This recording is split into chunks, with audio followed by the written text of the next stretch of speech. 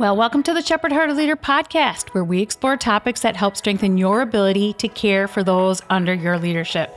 Now, we've been in the middle of a series on trauma and abuse, and our first few episodes really focused in on abuse. And today, I want to focus in on trauma. So I am so excited. We have special guest with us, Lisa Kingsbury.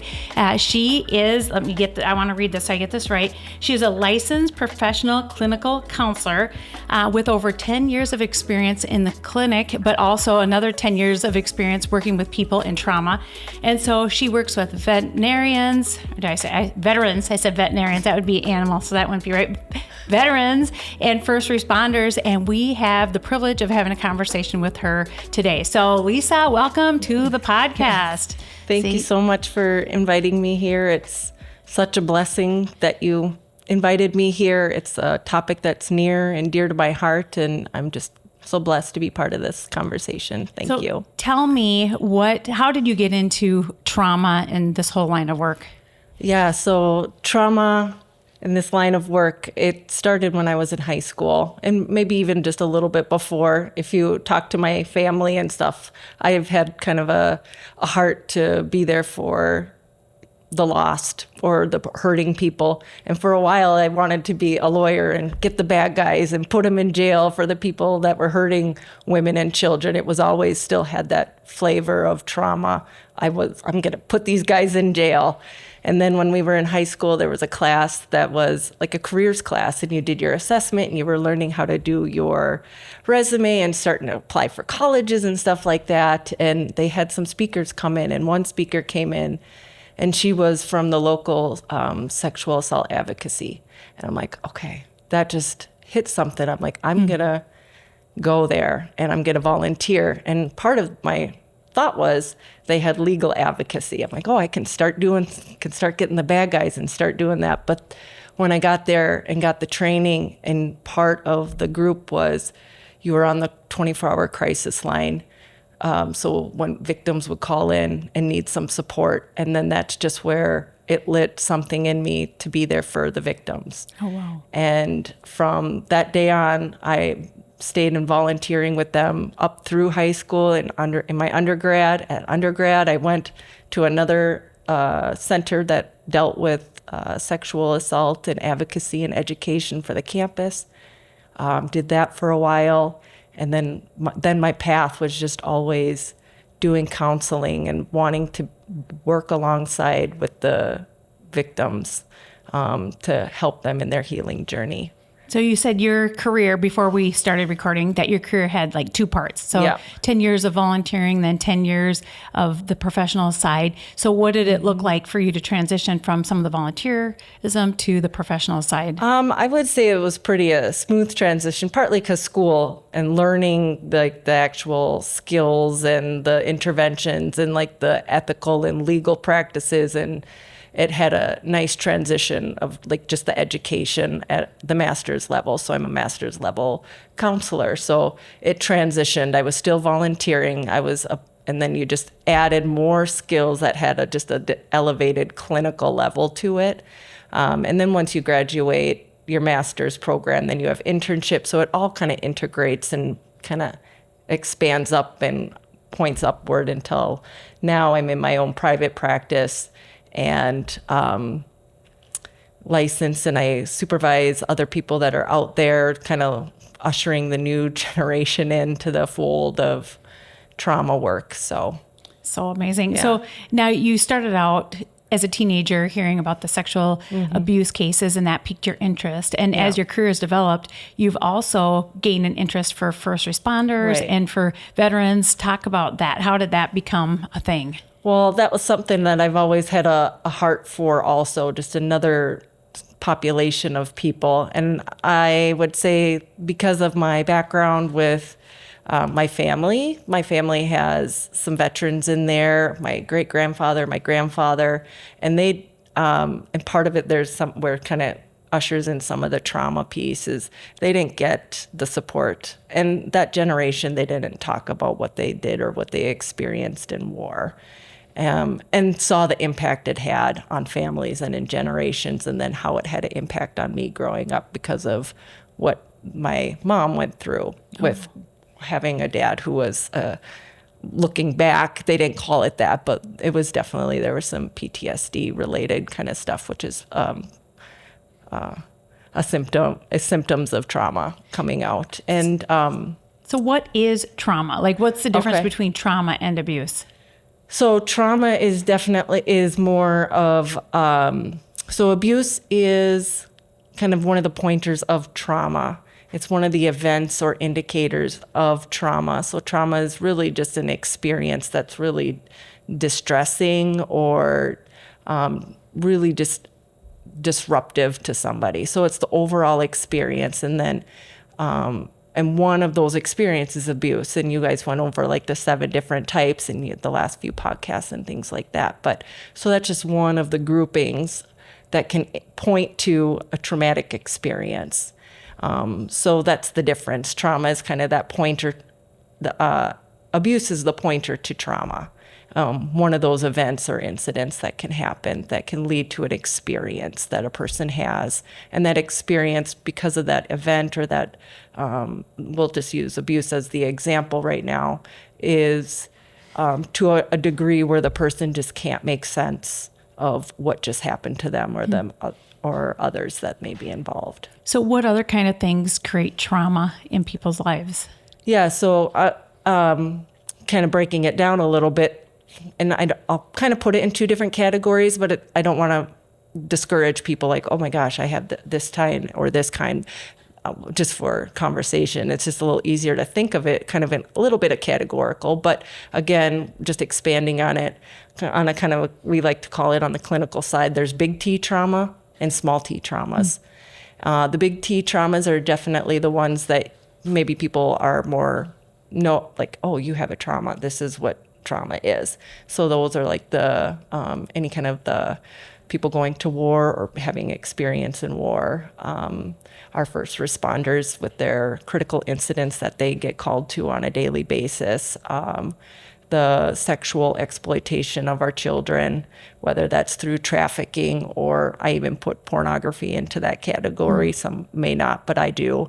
And or other sexual related assaults and things like that. Those are kind of those big T traumas, the ones that have an injury to your physical or sexual or threat to death in general. Wow. And then you have all the small T traumas, which are really overlooked, but not any less significant. So those could be any event that, again, points to something where somebody isn't able to process what just happened to them for some reason. And there's a bunch of factors of why people aren't able to do that. But some of those could be the loss of a parent or a child or even a pet. I have some clients that really struggle because they've lost a dear pet that they've had for 15, 20 years, or it could be infidelity or things along that line. Infertility is a big one that I see a lot of people struggling with, or medical diagnoses of all the different kinds and struggling with those kind of stuff. So it really, it could almost be anything, because it's not necessarily about the actual event or the incident. It's really about what trauma is now that the individual is unable to, for whatever reason, may not have the capacity or ability or training to process what just happened to them or the people around them. Wow. And so when you think about trauma, it can, just about anything can cause it. Mm-hmm. How do you help someone with trauma? Well, part of that is there's a lot of different really good techniques and interventions and things like that, but I'll just speak more for on my side. And again, just for people who are listening, this isn't the only way. Yep. This is my way. I find it effective. So yep. I can be a little biased with that. But my focus on the clinical side is to really focus on the whole person. And this is where kind of maybe that shepherd-hearted leader piece of my soul comes out, is focusing on the whole person, their spirit, their soul, and their body. And integrating all 3 of those and ministering and supporting each aspect of the person towards healing.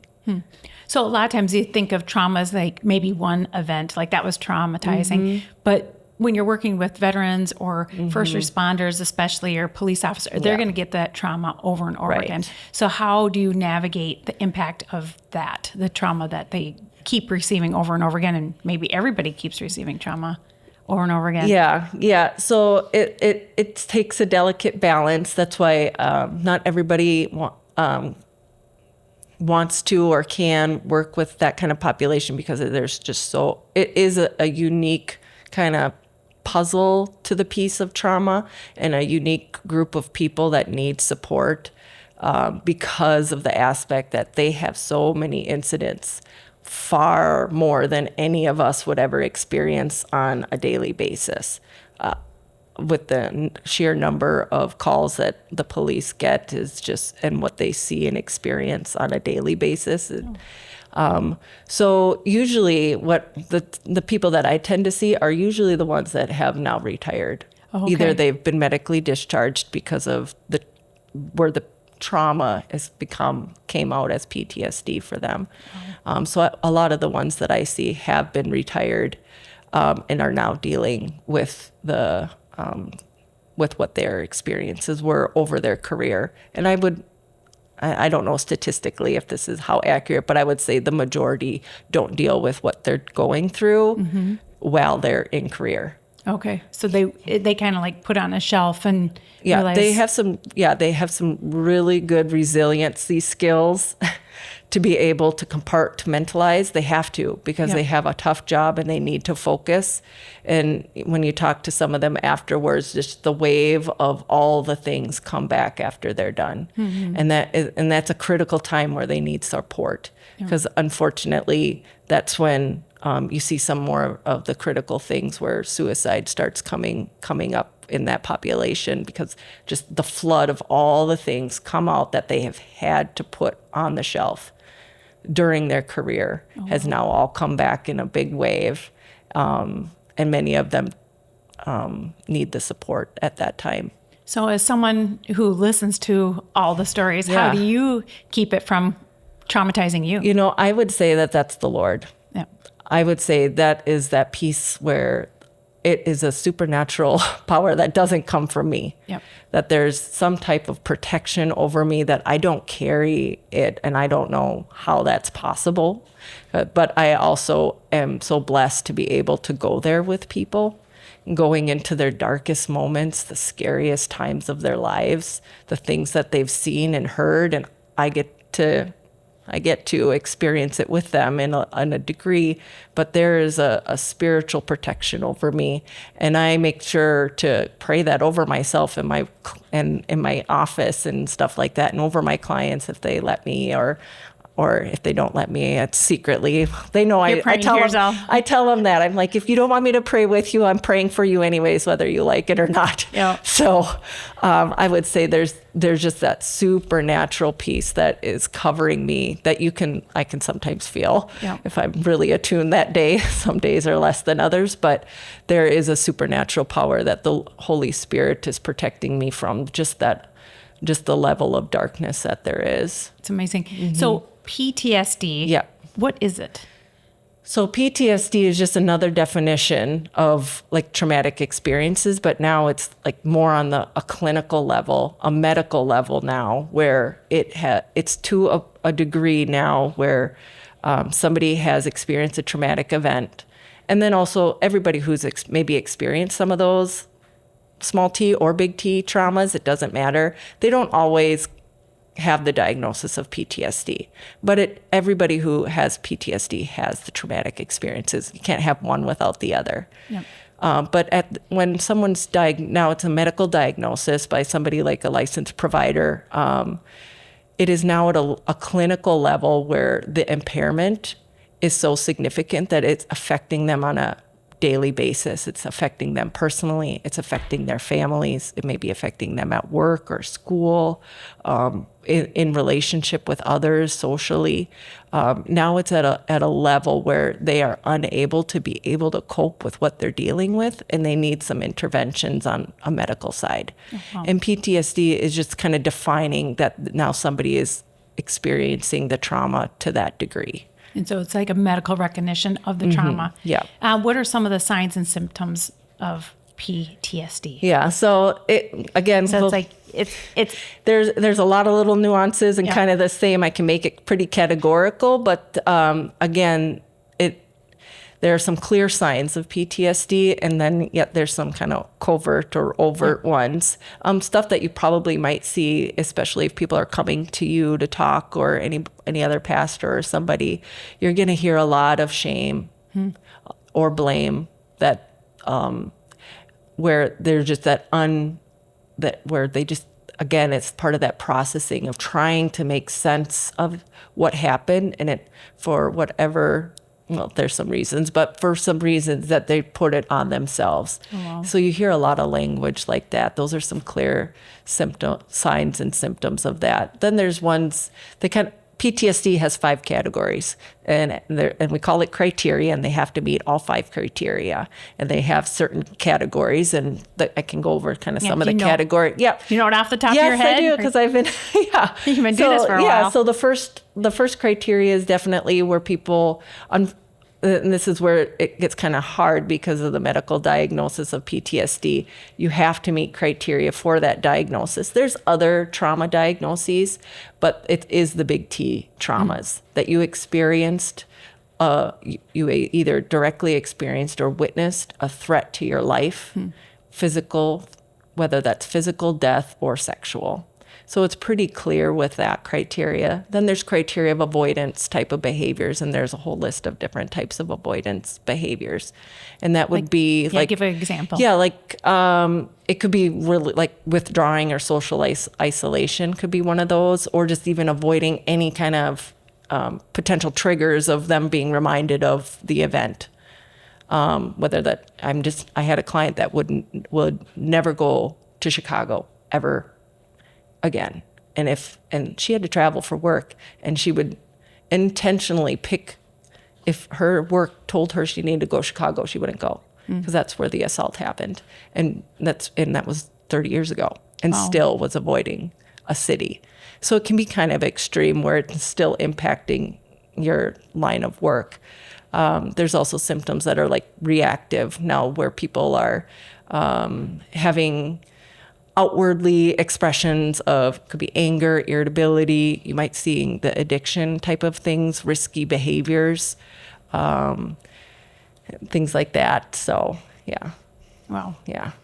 How about, what are some of the other, there's 5. So did we hit all 5? We hit 2 of them, I think. Yeah, kind of blending them all kind of together, because it's hard to do categories, but you kind of have to fit with some of them. And so some of the other categories are, so I did avoidance, reactivity. There's also some where you're also seeing like the psychological other symptoms. Generally, they kind of look like depression or anxiety. ADHD type like symptoms, and it all starts blending together. And that's why it's helpful to have a licensed provider kind of weed some of that out. Yep. But some of the other ones, there's a lot of issues with sleep. People are hyper vigilant, like they're always kind of like looking over their shoulder, or just hyper aware of their surroundings and knowing what's going on, and maybe just being a little bit elevated on that. And these are all to varying degrees too, where there's some mild forms of this to quite severe. Yeah. And just every variety in between. That's interesting, because if I've gone to lunch with someone who's former military or anything, like you notice that they sit and they want to see the exit. Yeah. And maybe that's just the training, or is that like sometimes PTSD where it's like, okay, I got to have an exit plan here in case something goes awry. Yeah, it could be. Yeah. Part of, the training, or an exit strategy. That's where having a little bit more conversation about why are you doing that? What's the purpose? And it might be very logical, but they're underlining that there might be some based off of some trauma. Yeah. So you were, when you were saying your story of how you got into veterans, you talked about your family. What are some of the things that families experience from people who've had trauma, whether it's war or first responders? What's it like for the families to grow up in that? I don't want to speak for all families, but I don't know. We can, again, there's a continuum where it can be pretty mild, where there's just some people are just more quiet. not very social, really inward, not much interaction, or maybe feeling distant with the rest of the family, where just not as participating within the family activities. That might be maybe a little bit more on the milder degree because they're just dealing with some things. On the more severe, unfortunately, you do see kind of going into that abuse kind of stuff, where that you have those 7 forms of abuse or 6 or whatever that was, like last podcast, where you start unfortunately seeing some of that because that's where the people are expressing themselves and the way they first. And there's other variety of reasons why, but on the extreme side, that's where abuse starts coming out, within the family. And then the cycle just continues to repeat and trying to break that, So trauma really has a big impact. You know, you're a part of Emmanuel family, which Yes. we're so grateful. And so you see a lot of different things as being on the security team. Can I say that? Yes, I think so. So can you tell if someone's had PTSD or trauma and maybe that's why they respond in certain ways? Maybe not on the team, but like people coming to church. Yeah, so I'm so blessed to be on Team Emmanuel here, and the piece with the security and safety team is being aware and situationally aware of what's going on in our surroundings to make sure that everybody is safe or even the individual is safe. And I've had the opportunity to talk about this with our team, so I could share the things to look for in other leadership here at Emmanuel, so that everybody has at least an awareness of what are some things that you may be seeing that maybe it might not always be PTSD, but I would say I'm not a researcher or anything like that, but when people are not responding well in public, there's something going on. And we have to, and just understanding that when you're looking at the person of whatever they may be displaying that might be inappropriate according to the context of being at church, that there is some wounds and some trauma, and to look at it that way versus, oh, the person's just being a jerk or something like that, or what. Yeah. And how would that change the approach when we realize somebody is? I mean, that softens your heart. Yeah. It softens your heart. And then I've also told like my team on the security team, like if you are going to approach somebody where we need to talk to them, if you don't have that soft heart, don't do it. You're not going to help. It's going to make it worse. So if you can't see the person beyond what they're actually doing and can't see them that there is probably a wound or a trauma that's being triggered, don't approach, don't engage. It's not going to help. Yeah. So I remember when we went on the Kingdom Builders trip, is that all right? Yeah. Talk about this Kingdom Builders trip and some of the stuff that we learned there, like going to Las Vegas, searching for missing kids. We did a lot of training and different things, and they talked about some pretty scary stuff. And it definitely did trigger some people on our team that maybe had some trauma from their past.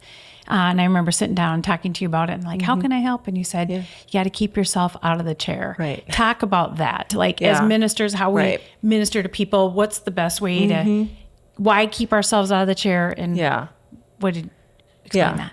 So when I think this is also partly why I can be protected when I'm going into some dark spaces with some clients. Is because I'm attuned to what I need to deal with. And I'm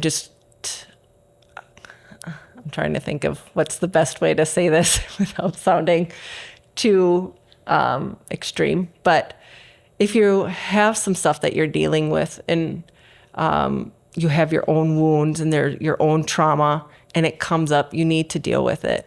Because if you're gonna be wanting to enter into, like going into what we did, searching for missing kids, we entered into some pretty dark spaces.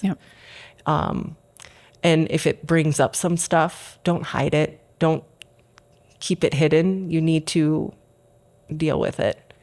And that's part of keeping yourself out of the chair or out of the room. So when you're with somebody, you want to be with them in their story and not running your own story alongside it. It's not going to help. No, that's good. Yeah. So how do you balance that, like in a relational setting where you want to relate to people versus like, you don't want to say too much where, like you're saying, you're in the room and kind of going, well, my story is this and your story is this. Yeah. And I would say, for me, because I'm on the kind of more the clinical side, it's a lot less of sharing my story. It might be different on a ministry side where you want to integrate that a little bit more. So there's a balance with that. And some people are more sharers than others, and there's personality where you want to engage. But when you're really going into trauma, you really want to keep yourself out of the story. Yeah. Because they want to talk. And you need to let them be able to talk about what they experience without you saying, oh, I understand, or, I get it because of this about me. Try not to make it about you. It's about them and their journey of going through the process of trying to understand what they went through. That's so good. So trauma is something bad happened, threatened their life or their sexuality. Did I catch that right? Or like a sexual trauma. Sexual trauma. Yeah. And they can't make sense of it. Yeah. And so they're trying to talk and trying to figure it out. And so we need to be good listeners. How do we know when it's time to refer someone to a professional counselor? Whether we're ministers or friends, our friends have trauma. Like, how do we know? Yeah, I think there kind of goes in two parts there also. Like, being aware of, can you be that person for them? Can you keep yourself out of the chair? Can you keep yourself out of the room? Have you dealt with the things that you've dealt with that you need to deal with if there was some experiences in your past with a trusted advisor or counsel or pastor or counselor? When it gets to, if you have a friend or somebody coming to you for pastoral care of some sort, if you're noticing a lot of the symptoms maybe we talked about and they're having a lot of struggles in their daily life, it might be time for them to seek out some professional support. So for people who have experienced trauma, I mean, we believe in healing, and is there life after trauma for people, or is there some people that's kind of like it's stuck and it's like maintenance? Like, what does that look like? Well, I'm in the business of healing. There you go. So I have 100%, I believe and I instill that encouragement in my clients and in people that there is healing. It can go to a certain point, but you have to be intentional with it. It's hard work. It's really hard to face something that was so dark and evil that had happened to you or to your family or to the community that you're in, and it takes work, but there is hope and healing, and I am so blessed to see that every week with my clients. I literally get to see people healing in front of my eyes, but partly that doesn't happen without the Holy Spirit, and I'm also blessed to be able to integrate that into my practice.